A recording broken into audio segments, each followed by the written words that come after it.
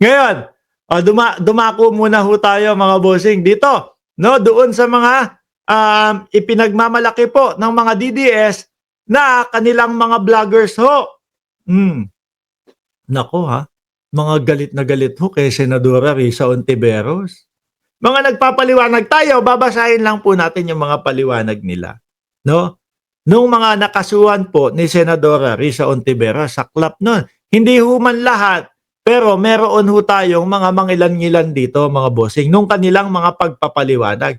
Isang mabilisang basa lang, hindi na natin masyadong ipapaliwanag ho kasi yung iba mahaba ho eh. Oh, eto na po, mga kababayan. No, siyempre, wala naman pong iba na sasabihin niyang mga yan, mga bossing, kung di freedom of expression. Kagaya po nung sinasabi ni Senator Robin Food Padilla. No? Oh. Eh, nung kami nagre-reklamo, sabi niyo, freedom of expression. Eh, hanggang ganyan lang naman po si Senator Robin Food Padilla, mga kababayan. Basahin natin itong isa, no, na pagpapaliwanag. Tio Paeng Moreno, no, Tio's response. Ito, dikit na dikit kay Sara Duterte to. No, ito yung nagpasimula, nung nagpauso, mga kababayan, mga boss chipamo, sir. Ito yung nagpauso. Based on what we've heard, meron pong mga itim na mga bag na punong-puno po ng pera, tapos ibinibigay po sa mga congressman. 150 million daw po. Diyos ko, maggagawa na lang ng kwento. Natatakot pa. Narektahin. Tapos gagawa pa ng kwento, mga bossing, parang pang sinaunang panahon ho, hindi na uso yung 150 million nakalagay sa itim na bag. Dahil na uso yung ganun. Pang dati ho yun. Mga tawag dito, pelikula. Yung mga ganun pong style.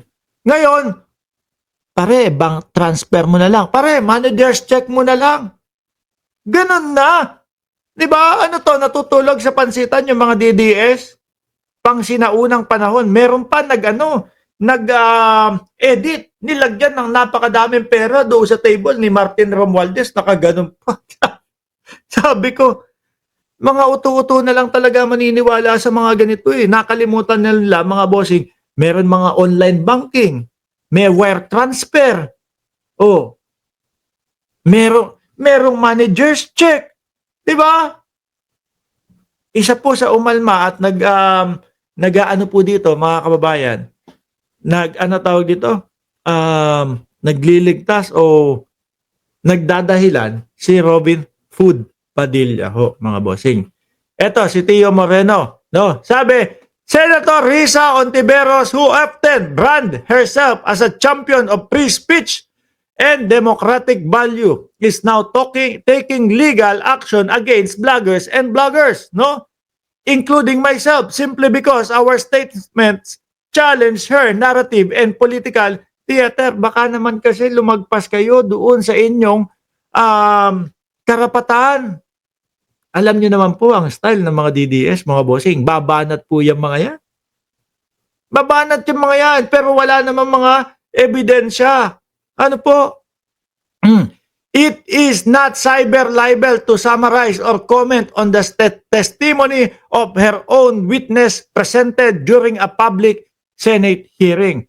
Mga kababayan, ako ho ay naniniwala, no, na makailang beses pinag-aaralan ng kampo ni Risa Ontiveros na ating senador bago magkaso yung mga yan, bago gumawa ng hakbang. Ayaw niyan masasayang yung mga oras. Alam nila kung ito ba ay lulusot o hindi.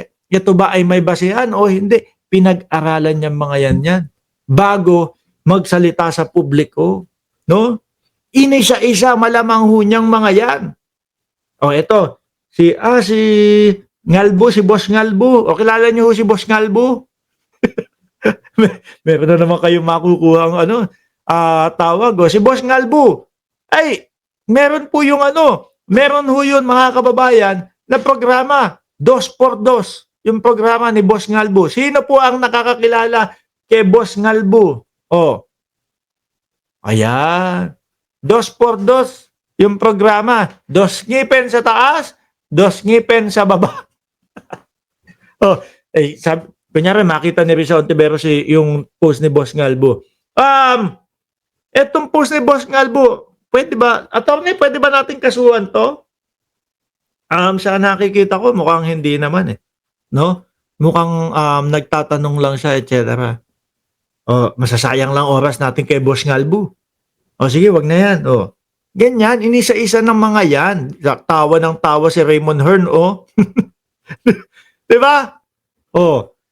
The information we refer to is already in the public domain. It is within every citizen's right to critically analyze, question, and express opinion about statement made in an official taxpayer-funded inquiry. What Senator Hontiveros is doing is not about accountability. It is about silencing dissent.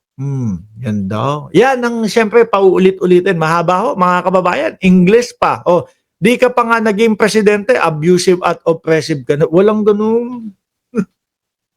Walang ganun. Nako po, mga kababayan, unti-unti na nilang gustong sirain ho si Risa Ontiveros. Bakit po? Kasi may mga sumisigaw. Ang sinasabi, Risa Ontiveros daw, presidente. Tapos si First Lady Lisa Marcos, vice president. Or vice versa daw ho. Biruin nyo, pag nagsama po ang pink at pula, tapos makita mo, yung pinakamataas na boto po ng DDS sino? Bongo, 26 milyones na lang. Tapos Bato de la Rosa, 20 milyones. Yung kay Bongo, may mga bumoto daw po na, kumbaga, na niwala na yung malasakit ay puro bongo lang. Yung pala mahilig lang dumalo si Bongo sa mga inauguration na ganyan.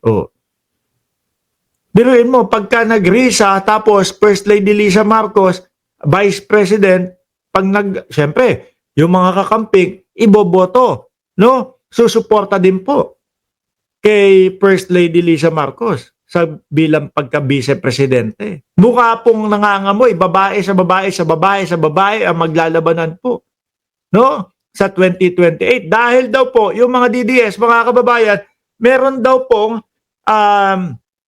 kung makakalusot sa impeachment. Meron daw po sila na Sara Duterte sa presidente at Amy Marcos sa vice-presidente daw ho, mga kababayan, mga boss chief amo, sir. At ito po, mukhang nangangamoy, Risa Ontiveros at First Lady, may mga nagsusulong lang po. Kapag ka nag-join force yan, siyempre yung mga pula, susuportahan. Yung pink, na ngayon po hindi na po malayong mangyari. Nakikita na po natin, mga kababayan. Diba? O vice versa. Kung vice-presidente, si Risa Ontiveros, presidente, si First Lady, maaari pa din pong sumuporta ang mga pink dyan, mga bossing. Bakit ho? Nakikita nila kung paano ang trabaho ng Pangulo, kaya nga po nakasuporta sila sa Pangulo. Di po ba? Wala. Yung 20 milyones nila, baka ang maging labanan po, mga bossing, magtambakan po yan. 40 milyones doon sa pink at pula, tapos 20 milyones doon sa green o sa mga DDS. Sumunod na magpapaliwanag, eto, Kesas, di ba dapat ang demanda ni Risa yung sinasabi niyang di umano na nagbayad kay alias Rene para bumaliktad. So bakit doon siya sa mga nagko-comment nagagalit? Eto naman ho, meron silang tamang lugar na pagpapaliwanagan yan, mga bossing. Eto naman, yung kay Boss Ngalbo. Jay's response to Senator Risa Ontiveros. Eto na po yung kay Boss Ngalbo, mga bossing. The truth does not mind being questioned. A lie does not like being challenged. Good night, Pilipinas. Ready mo na yung sarili mo sa kaso, Boss Ngalbo. Kay Jason Sayan. Si Banat Bay, alam mo, magtayo ka na lang ng agency. Ito daw. Sabi ng sino ba to? Peanut Gallery. Alam mo, magtayo ka na lang ng agency, witness agency. Dati na rin siyang naakusahan. Pero syempre, i-deny niya. Paano na yung mga woke Gen Z na bilib sa akbayan, yung pinuno ninyo involved di umano sa alleged bribery ng mga witness. Panigurado ho ako merong lumagpas din yan sa kanyang sa kanyang karapatan sa pagsasalita, no?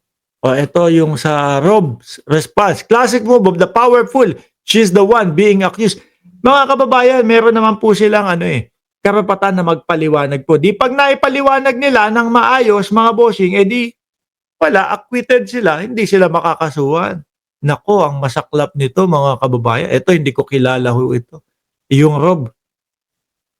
No, sabi ni Shiro Kansaki, si Panort ba may-ari niyan yung peanut gallery? Ewan ko. Ang alam ko, yung ulo ni Panort, parang peanut. Pero hindi ko lang sigurado kung siya ang may-ari nitong peanut gallery. Corten peanut ho yun, mga bossing. Yan po yung mga sagot nung mga nakasuhan po ni Senadora Risa Ontiveros.